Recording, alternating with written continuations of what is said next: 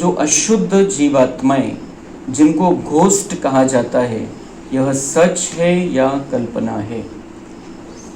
ज्यांना दुनिया वाले भूत म्हणतात, अशुद्ध जीवात्माएं, क्या ये सच है या कल्पना है? मम्मा उसका जवाब दे रही है आज। सच है, कल्पना है या वहम है? फक्त संशय असतो, कल्पना है कि ये खरं है? उस पर आज स्पष्ट समझाया जाता है कि मनुष्य आत्मा जब विकर्म करती है तो उनको अनेक प्रकार से सजाएं भोगनी अवश्य पड़ती है, और भोगनी भी मनुष्य जन्म में है, न कि जानवर, पंछी और पशु योनि में। स्टेप बाय स्टेप मम्मा समझाता है, त्याचं उत्तर स्टेप बाय स्टेप, कि मनुष्य आत्मा जब विकर्म करती है अनेक प्रकार से सजाएं, द्वापर से हमने विकर्म शुरू किए हैं, विकर्म करना, पाप कर्म करना, आणि त्याची सजा वेगवेगळ्या मार्गाने आपल्याला भोगावी लागते, आणि ती पण कशी भोगावी लागते? मनुष्य जन्मामध्येच। हम मनुष्य आत्माएं मनुष्य शरीर में ही है, पहले भी हम मनुष्य ही थे, आगे भी मनुष्य। भक्ति मार्ग में समझते हैं कीड़ा, मूंगी, सांप, विंचू, काय काय, हम मनुष्य ही रहते हैं कभी भी। जैसे बाबा ने आज कहा, आपकी जैसी शक्ल है वैसी देवताओं की भी शक्ल है सतयुग में। मनुष्य ही है, देवता भी मनुष्य ही है, सिर्फ दिव्य गुणधारी है। हमारे में अवगुण आ गए थे, बाबा हमको फिर से दिव्य गुणधारी बना रहा है, लेकिन बीच में हमारे से विकर्म हो गए द्वापर के बाद से, उसको हम अभी खत्म कर रहे हैं। दुनिया में भी सभी पाप आत्माएं हैं। तो मम्मा कह रहे हैं कि हर एक को अलग अलग तरीके से सजाएं भोगनी पड़ती है मनुष्य जन्म में, न कि जानवर, पंछी और पशु योनि में। दुख सुख भोगने की महसूसता मनुष्य में जास्ती है, न की जानवरों में। त्यांना तेवढ्यापुरतं तेवढं आपल्या म्हणजे जर काही आपण काही गलत केलेलं असेल तर त्याचं काही दुःख आपल्याला जे होतं ते खूप भयानक प्रकारचं होतं। गलत केलं, गलत झालं आपल्यासोबत, काही चुकीचं झालं तर त्याची जाणीव किती होते, आणि मग पुढे त्याचं काय होतं की जेव्हा सगळे समजवतात की नाही तुझे पापकर्म असतील, तू काहीतरी वाईट केलं असेल, तू काहीतरी चूक केलेलं असेल, मग आपण विचार होतो की आता आपल्याला पुण्य जमा करावं लागेल, खूप पाप झालेले म्हणून हे असं होतंय। तो ये मनुष्य ही सोच सकता है, जानवर कैसे सोचेगा ये बात? त्याच्याकडे तसा मेंदू पण नहीं है, और वो आत्मा भी वैसी नहीं है कि हर एक बात का कारण सोच सके, पीछे जा सके, आगे जा सके, सब सोच सके। तो ये मनुष्य, म्हणून पशु बनवून सजा नाही दिली जात, मनुष्य बनवूनच सजा दिली जाते मागच्या पापांची, कारण आपण त्याच्यावरती विचार करू शकतो आणि बदल घडवून आणू शकतो। तो दुख सुख भोगने की महसूसता मनुष्यों में जास्ती, न कि जानवरों में। इस सृष्टि खेल में मुख्य पार्ट मनुष्य का है। हे जे नाटक चाललेले सगळे पशु, पंछी, जानवर सगळे, पण मुख्य पार्ट कोणाचा आहे? मनुष्याचा। यह जानवर, पंछी आदि तो जैसे सृष्टि ड्रामा की शोभा है, सारे कल्प के अंदर सतयुग आदि से कलयुग के अंत तक मनुष्य आत्मा के 84 जन्म है। बाकी है 84 लाख तो जानवर, पंछी आदि की वैरायटी हो सकती है। ये सृष्टि ड्रामा की शोभा है। ये जो पशु, पंछी, जानवर है, सृष्टि ड्रामा की शोभा है। जसं लाईट शोभा आहे, जसं लाईट असते स्टेजवरती लाईट लावतात, तसे हे पशु पंछी पण आवश्यक है। पशु पंछी की भी जरूरत है हमारे लिए। तो बाबा कह रहे ये नाटक की शोभा है। बाकी हमारे 84 जन्म होते हैं, 84 लाख प्रकारचे जानवर, पशु, पंछी हे सगळं असू शकतात, 84 लाख प्रकार असू शकतात त्यांचे, पण जन्म मनुष्याचे 84 चे। इन योनियों में हमको नहीं जाना है। अब यह सब राज परमात्मा बिगर कोई नहीं समझा सकता। आत्माओं का निवास स्थान है ब्रह्म तत्व, अर्थात निराकारी दुनिया। बाकी इन जानवरों की आत्माएं ब्रह्म तत्व में नहीं जा सकती, वह इस आकाश तत्व के अंदर ही पार्ट बजाती है। हमारा निवास स्थान ब्रह्म महातत्व है। मम्मा म्हणता है इन जानवर के, अभी उन्होंने बाबा से सुना होगा, बाबा से समझा होगा, उस हिसाब से वो क्लियर बता रही है की ये म्हणजे हे क्लियर नव्हतं, माहिती नव्हतं की काय होतं नेमकं त्यांचं। मम्मा उसका स्पष्ट जवाब दे रही है कि ये जानवरों की आत्माएं ब्रह्म तत्व में नहीं जा सकती। परम धाम मध्ये जनावरांची पशु पंछीची आत्मा नहीं जाऊ शकत, फक्त मनुष्य आत्म्यांचं ते स्थान है, ऐसे मम्मा कह रहे हैं। उन्होंने बाबा से पूछ के बताया होगा, उनको पता होगा इसलिए तो बता रहे हैं। असं वाटत होतं की यांना पण परमधाममध्ये काहीतरी स्थान असेल, पशु पंछीला काहीतरी कुठेतरी स्थान असेल त्यांना पण, लेकिन मम्मा बिल्कुल स्पष्ट, त्याच्यामध्ये कुठलंच कन्फ्यूजन नहीं है कि वो नहीं जाते ऊपर। परमधाम में पशु पंछी की आत्माएं नहीं जाती, वो हमारे लिए, हमारा घर है मनुष्य आत्माओं का। तो इन जानवरों की आत्माएं ब्रह्म तत्व में नहीं जा सकती, वो इस आकाश तत्व के अंदर ही पार्ट बजाती। मतलब ये जन्म मृत्यु के खेल में वो है, लेकिन यहाँ ही चलता है, यहाँ से मृत्यु हुआ, दूसरे जन्म में चले गए। कुत्ते की आत्मा कुत्ता ही बनेगी, बिल्ली की आत्मा बिल्ली ही बनेगी, वो उसी शरीर में जाएगी, लेकिन यहाँ ही चलता है वो खेल। उनको कहीं परमधाम में रेस्ट नहीं है। हमको जो रेस्ट मिलते, जे विश्रांती घ्यायला आपल्याला परमधाम मध्ये जायचंय, त्यांना ती विश्रांती नहीं है। तो वह इस आकाश तत्व के अंदर ही पार्ट बजाती है। उन्हों का भी मर्ज इमर्ज का और सतो रजो तमो में आने का पार्ट होता है, कारण त्यांचं सगळं आपल्यावरती डिपेंड आहे। आपण सतोप्रधान तर ते पशु पक्षी तिथे जे राहतील ते पण सतोप्रधान राहतील। अब वो जो बाबा ने कहा है कि हिंसक पशु वहाँ नहीं होते हैं, तो उतना समय उनकी आत्माएं कहाँ होती है नहीं मालूम हमको। मग कुठे राहतील ते आत्मा?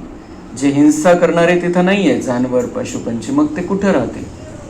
तो कोई तो स्थान होगा उनका, परमधाम नहीं है। आता हे आकाशाचं पण जे वैज्ञानिक शोधतात ते कुठं पोहोचलेच नाही अजून। आकाशाचं हे जे आकाश आपल्याला दिसतंय सगळे टोकापर्यंत पोहोचलेच नाही, शेवटपर्यंत।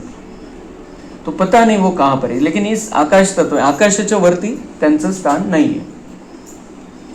लेकिन मम्मा क्या कह रहे हैं फिर कि वो उनका पार्ट होता है ऐसा, इसलिए प्रकृति के बहुत विस्तार में न जाकर, त्याच्या विस्तारामध्ये नहीं जायचं, जो होगा वो होगा, उसके ज्यादा विस्तार में नहीं जाना है। मम्मा ने क्लियर कर दिया, परमधाम में उनकी आत्माएं नहीं जाती।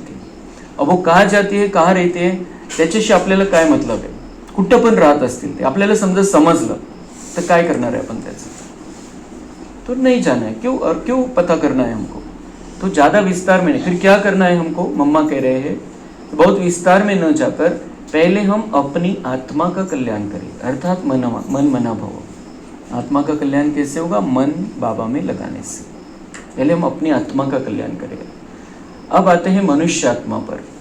तो जो आत्माएं अशुद्ध कर्म करने से विकर्म बनाती है, वो अपने अशुद्ध संस्कार अनुसार जन्म मरण के चक्कर में आए, आदि मध्य अंत अर्थात मरने के समय अपने किए हुए विकर्मों का साक्षात्कार पाए, सूक्ष्म में सजा भोगती, इस थोड़े समय में अनेक जन्मों का दुख महसूस होता है, फिर शरीर छोड़ जाकर गर्भ जेल में दुख भोगती है, और फिर संस्कार अनुसार ऐसे माता पिता के पास जन्म ले, वह भी अपने जीवन में सुख दुख भोगती है। इसको कहा जाता है आदि मध्य अंत।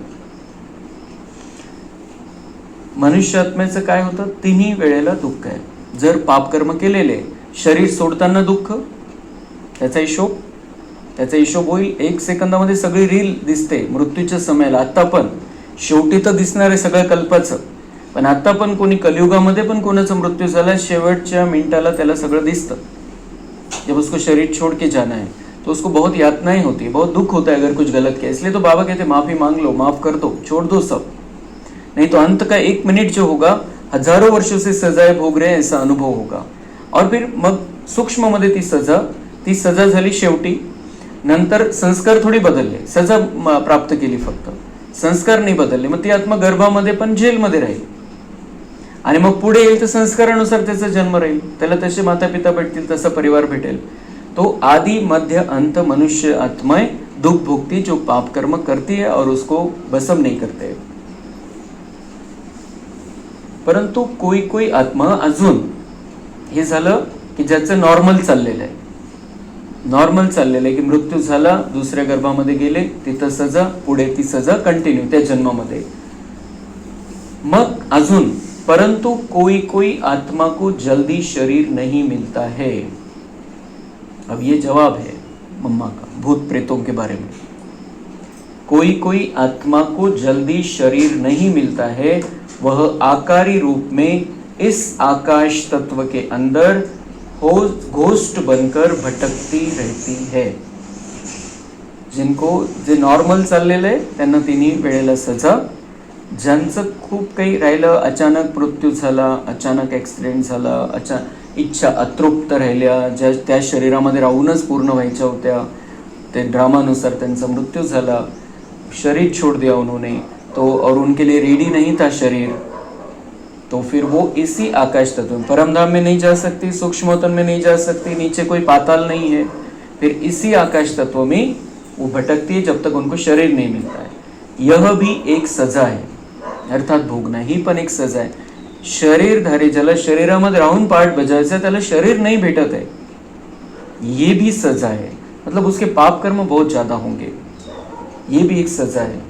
जो उस तरीके से नहीं चुक्त होने वाले होंगे तो उसको शरीर नहीं मिलता है ड्रामानुसार, ये भी भोगना है. मग फिर किस पर क्या असर, मग भूतांचा, हे जे भटकते आत्म्यांचा प्रभाव कोणावरती पडू शकतो.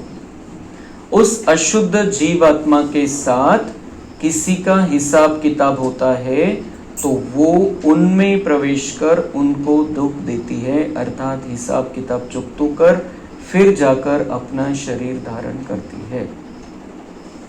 जे नंतर होणार नव्हतं हिशोब, तर ते आत्ताच चुकतो करून घेते. त्या ज्या आत्म्यासोबत हिशोब आहे त्याच्याच शरीरामध्ये प्रवेश करून तो किती दुःखी होतो. दुसऱ्यांना दुःख होतं ते वेगळं, दुसऱ्यांना त्रास देतो, पण ते जास्त तर त्यालाच त्रास देतो मध्ये जाऊन.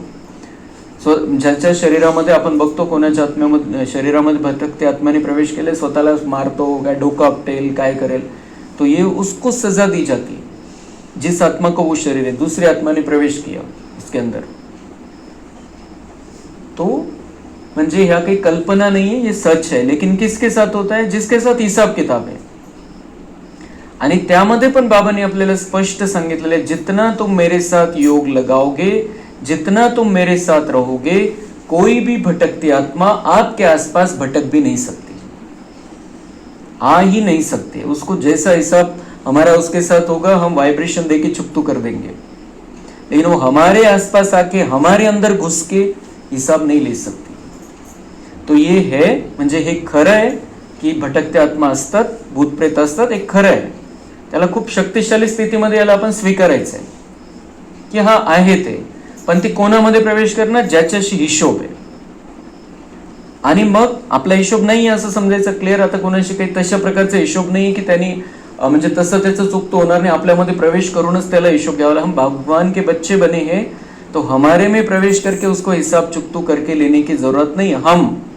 लेकिन दुनिया वालों के लिए सच बात है, जो बाबा के बच्चे नहीं है उनके साथ वो अगर हिसाब किताब है, वो चुकतू नहीं हुआ है, दूसरी किसी तरीके से नहीं हो सकता है, तो वो उनके अंदर प्रवेश करेंगे, करते हैं.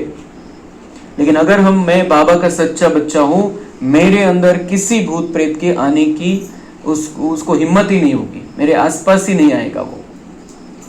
वो सिर्फ आएगा तो किस लिए आएगा, उसको मुक्ति चाहिए होगी, उसको लगेगा कि ये मेरा मुक्तिदाता है, मुझे मुक्त कर देगा, इसलिए आ सकता है, लेकिन हिसाब लेने के लिए नहीं आएगा. बिल्कुल क्लिअर. आणि जितकं आपण बाबांच्या शक्तिशाली किरणांमध्ये राहू, जितकी आपल्या आसपास आपण ती बाबांची शक्ती जमा करत राहू, तो प्रवेश करू शकत नाही, येऊ शकत नाही, त्रास देऊ शकत नाही. ये म्हणजे हे खूप मजबूत आत्मेसाठी बाबांनी हे सांगितलेलं आहे. मम्मा के माध्यम से बाबा ने ये समझा दिया है कि ये आत्माएं रहती है, पण त्याची आपल्याला भीती नसली पाहिजे. सत्य पता चल गया है, रहता है की नहीं रहता है, असल तसं असेल, याला दिसला त्याला दिसला, असं ते दिसत नाही, त्यांचा तो आभास असतो. पण हे भटकते आत्म्या असतात हे नक्की. या डोळ्याने नाही दिसू शकत, डोळ्याने दिसू, ते म्हणतात ते सफेद छाया बघितली, हे बघितलं, ते बघितलं, वो नहीं दिख नहीं सकते, क्योंकि 5 तत्वों से बनी हुई नहीं. लाइट के शरीर में वो रहते हैं, लेकिन 5 तत्वों से बने हुए शरीर में नहीं, तो ये आंखें नहीं देख सकती उसको, दिसलं नाही, आभास होऊ शकतो. तो म्हणजे आपल्याला बिल्कुल पक्क हे, हम जितना बाबा से कनेक्टेड रहेंगे उतना मजबूत होते जाएंगे. क्योंकि ये सारे सत्य बाबा क्यों बता रहा है, क्योंकि मजबूत आत्मा है, बहुत शक्तिशाली आत्माएं हैं, इसलिए बाबा हमको बता रहा है कि ये है, लेकिन ये दुनिया वालों पर असर कर सकते हैं, आप पर असर नहीं. कब नहीं करेंगे, जब हम बाबा के सच्चे पक्के बच्चे बनकर रहे. जब हम बाबा की राह पर चलते रहे, जब हम बाबा के कहने पर चलते रहे, जब हम बाबा की गोदी में बैठे रहे, किस भूत का क्या हमारे ऊपर असर होगा फिर? अगर हमने बाबा का हाथ छोड़ा, कुछ समय के लिए भी छोड़ा, तो नहीं बता सकते, फिर वो तो अटॅक करेगी, वो तो बैठे तयार आहे. म्हणून बाबांचा पक्का बच्चा बनून राहायचं, या भूताप्रेतांचा काही असर आपल्यावरती होऊ शकत नाही. तो फिर जाकर अपना शरीर, कोई जीवात्मा तो जिसमें प्रवेश करती है उनको बहुत मारती भी है, बहुत कष्ट देती है, परंतु यह सब हिसाब किताब के अंदर भोगना का प्रकार है जो सभी मनुष्य तन में ही सुख दुख महसूस होता है. यह तो आपको समझाया गया है कि जो आत्मा मुक्ति धाम से इस साकारी खेल में आती है वो बीच में वापस मुक्ति धाम में जा नहीं सकती, परंतु अपने किए हुए अशुद्ध शुद्ध कर्मों अनुसार संस्कार ले दुख सुख के चक्कर में आती है.